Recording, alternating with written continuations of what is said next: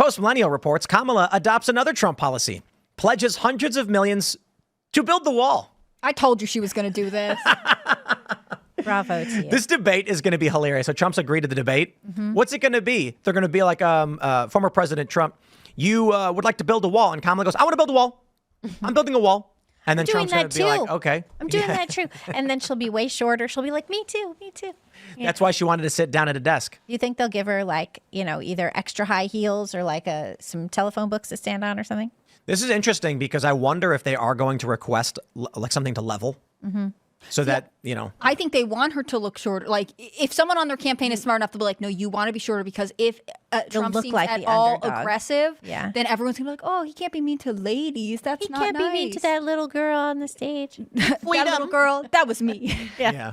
I think he should. Is Tim Walz going to be with her on the debates? Probably. Behind her, fanning her, With the cheering her Doritos, on. the bags of Doritos. Oh, my He God. throws her a bag of Doritos. Right? during the Or debate. maybe we'll Emotional get to support see vice his president. tuna mayonnaise taco.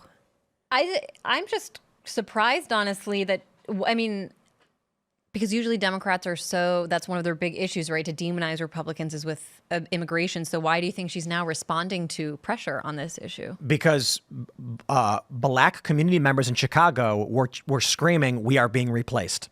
Yeah. So when the great replacement theory reaches black neighborhoods in Chicago, the media's got a big problem on their hands. Yeah. And Trump consistently led on the issues that actually matter, right? He led on immigration, he led on crime, he led on the economy. And that's one of the reasons he did well in his debate with Biden, which is that he could always return to the issues and be like, things are bad and I will fix them. This guy's in office and made them worse. And I think, frankly, it's the sort of same argument with Harris, right? She's in office and either she is complicit by doing nothing or she's that ignorant, at which point, why would you put her back in the White House with more responsibility? Something that I just want to say about the current crisis, because this is something that you might not hear a lot and something that I have learned through my reporting in Latin America is I know people make the point a lot that a lot of our immigration issues right now on the border are blowback from our meddling regime change wars, yada, yada. But there's another element that people might not realize. For example, right now we have Venezuelans primarily coming into the country. I wrote a whole book. I don't want to give the whole spiel about how we destabilize that country, but I think I spell it out pretty clearly in the book. What people might not realize is Trump, he did launch this policy to recognize a shadow government and really aggressively sanction their country, to really strangle it to the point that people were wanting to leave and they'd left and gone all around Latin America.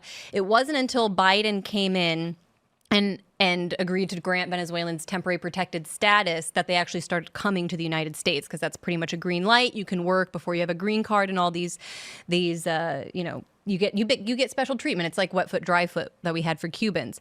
But a lot of people get here and actually realize they don't have a great life. They're living in tents. Maybe life was better back home. The Venezuelan government actually has a policy and they've done this all throughout South America, where they've chartered Venezuelan government planes to bring people back to the country, repatriate. It's called Vuelta a la Patria. It's an official program. They've done it with hundreds, if not thousands of people now. And I had a conversation with the Venezuelan foreign minister in New York a few months ago, and he represents the government that actually controls the borders and the ministries of Venezuela that we don't recognize because we recognize the shadow government.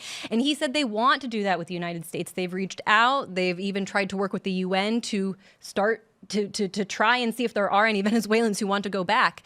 And it's because we don't recognize that government that we can't actually have a remedy to this crisis. And it makes you wonder why. We don't even have an embassy functioning. In Washington, D.C. right now, there is no Venezuelan embassy. It's empty. And yet we have millions of people coming here who need services.